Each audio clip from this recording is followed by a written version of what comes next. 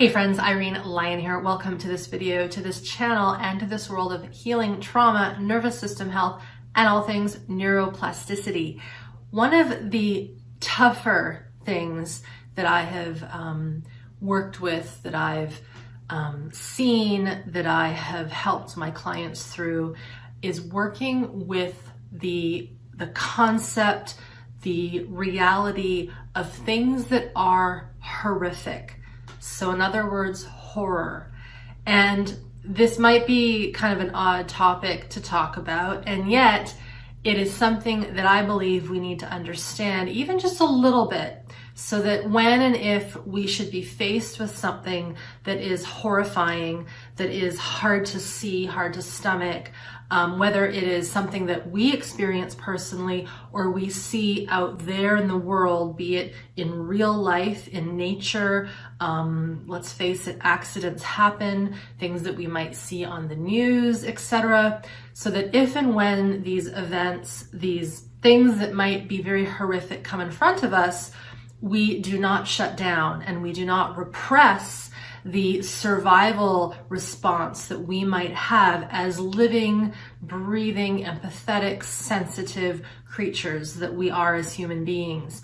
And so I'm going to talk about a few things, but the first thing is just an overarching, how shall I say, a pleading, if you will, to really encourage you, if you have not yet started doing some of the basic practices of learning how to stay connected to the here and now, to your body, to the environment around you, to your sensations and emotions, please start this process, whether it's through me, through my resources, whether it's through a really good somatic practitioner. I'll put some links below as to how to find practitioners, how you can work with me, etc. So the first thing is this overarching need to do the basic work. This is not all the work that needs to be done. Typically we have to process old traumas, old incidents and scary things that occurred to us. But just like learning a language, we have to start with the ABCs, the 1, 2, 3s, getting a sense of what we're working with. And the reason why this is so important is because when we start to process and feel and see and experience things that are very intense, that are very almost hard to even fathom as possible, if we are not prepared, as I mentioned a second ago, we will disconnect from our body. We may go into what's called the shutdown response, which is adaptive from a survival point of view. However, we don't want to stay in that, because when we stay in that and we aren't even aware that we're going into that, our nervous system, our autonomic nervous system, which we need, it starts to get a little confused. In the process of shutting down and numbing out something that we just might not want to see or even comprehend, even though we might feel that it's mental, it is impacting our physiological systems. This is what we call a shutdown, freezing. We could even say it is disconnecting and dissociating from our body, from the present moment, from reality. And while that has a purpose, as I said, initially to potentially numb us a little bit and save us from what we might be hearing, seeing, experiencing, we can't live like that. And this is what creates, in the end, for example, PTSD. And for those of us that have unhealed early trauma, developmental trauma, it can lead to complex PTSD as well as chronic illnesses, mental illnesses, etc. So that's kind of my number one kind of beginning piece to this video, is to get some of the basics on board.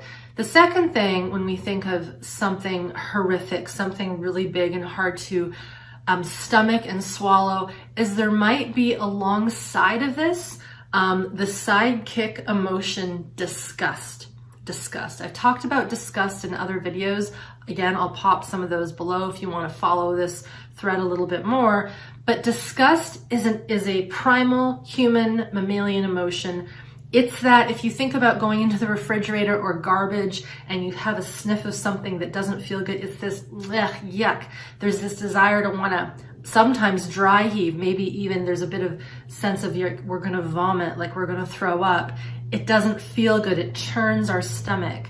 And so again, I mentioned disgust because often it accompanies this sense of horror. Not always, but sometimes. It depends on our system, our history, the capacity we have to be with these big emotions.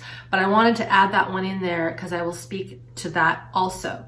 Now, the next thing to understand with things that are really hard to see and grasp, and I mentioned a second ago, one of the default responses is for us to shut down. Typically before that occurs though, the system goes into a cascade of survival responses, one of them being fight, one of them being flight. And connected with that can be massive feelings, emotional feelings, even survival, very animalistic qualities, behaviors, actions that might, for some of us, if we've never done this kind of deep inquiry and feeling and sensing into, big expressions that might seem scary, that might seem like, holy moly, that's a lot. And I'm thinking about someone who I know who is a first responder out in the field, kind of like a firefighter, policeman, ambulance driver, that kind of person. And they have said, they've seen really bad stuff. I mean, people die in accidents. People are not all together when they see on scene someone. And I'm not saying this to frighten you or to put bad images into your mind. And this is what occurs. And they have said to me that the way that they process these images, things that are horrific, in order to stay healthy and safe and not go down the road of getting PTSD after seeing these things day in, day out, they need to express what comes up the moment they lay eyes on what they see. And this could be massive screams. It could be this feeling of exactly what I said, disgust, dry heaving. There even might be a vomiting reaction that comes up. It could be just this intense rage to whatever it is that might need to come up. And as humans, we've been so reserved, right? We've been so protective of expression. Many of us don't want to think and feel and imagine that we are under, of course, all our human qualities. We are animals. We have this deep feeling of things when we see things that are horrific, people being hurt and harmed. We're going to have a protective response and a visceral meaning our gut, our organs, our heart response to what we see. So if I think about this acquaintance and I think about how they have been able to stay really regulated in their job by letting that stuff rip, letting it out, of course, then that person has to go in to do their job.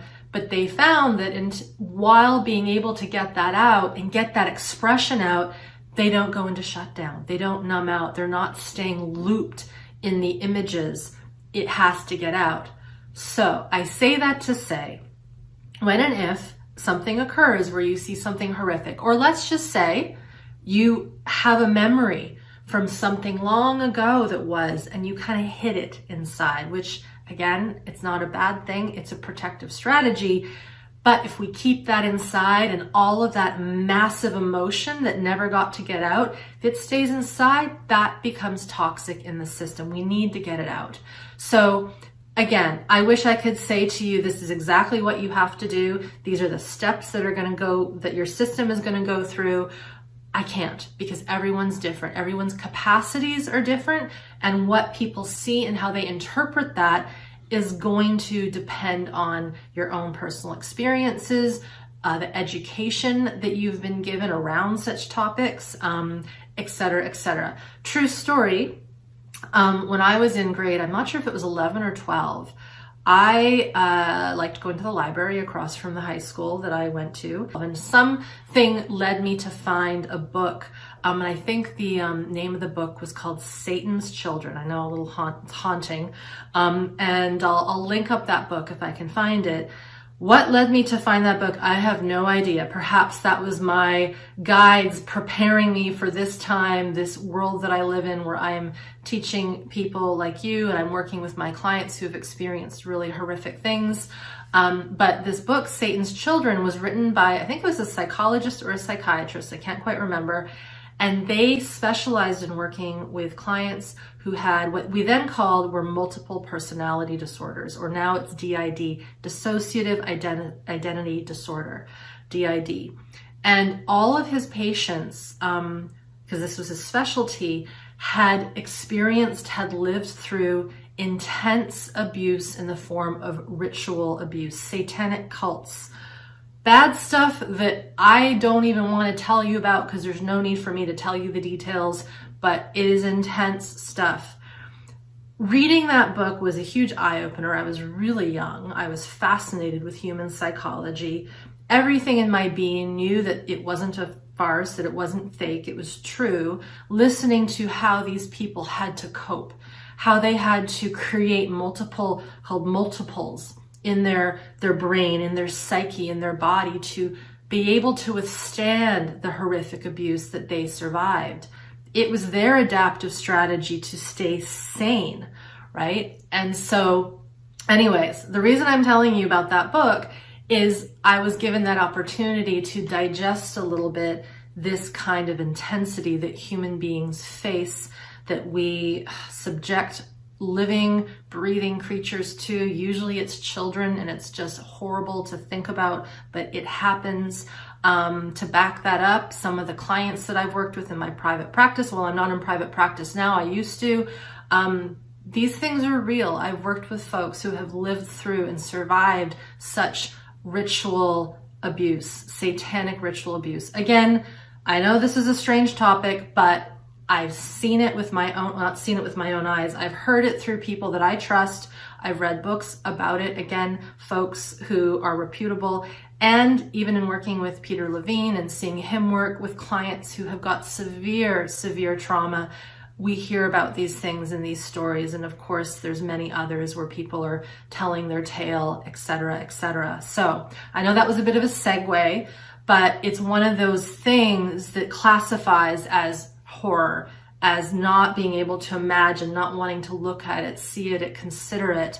However, when we're faced with such information, it is imperative that we stay embodied, that we feel what sparks up internally. We might feel anger, we might feel rage, we might sense huge grief, tears. I did a video a little while ago. I've done a few videos on anger and rage and healthy aggression. I'll post those below. One more recently is some tools that you can use to get some of this intensity out. We don't want it to come back inside. This is where humans get into trouble. We say often, and I've said in some of my earlier videos, and I learned through Peter Levine, the reason why animals in the wild don't end up with PTSD is because usually when they are faced with a severe traumatic event, they usually perish, or they get out, they shake it off, and they go on like nothing happened. Humans are a little different. We have this higher brain conditioning, society, how we were taught to suck it all in, to not express, to not be animals, to not get these cries and expressions out. And I'm here to say, if we don't get this stuff out, we will get sick. It will create more harm and more havoc in our system. It'll mess with our psyche. It'll mess with our immune system, our autonomic nervous system, our gut, everything that connects to that autonomic nervous system. It'll also make us less able to discern real threat when it comes into our life, into, our path, so to speak.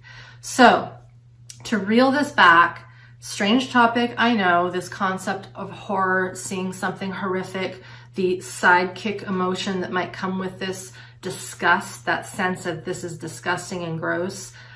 And to tell you that the expressions, the feelings, the sensations, big, medium, small, and all the different sizes, whatever it is that you feel and sense is most likely accurate in what you need to sense and express. Of course, my disclaimer here, you never want to harm yourself or other people, children, animals, or even your environment and your stuff. You don't want to harm anything or anyone. We don't want to become violent and abusive when we're getting these emotions out. Think of these emotions as medicine.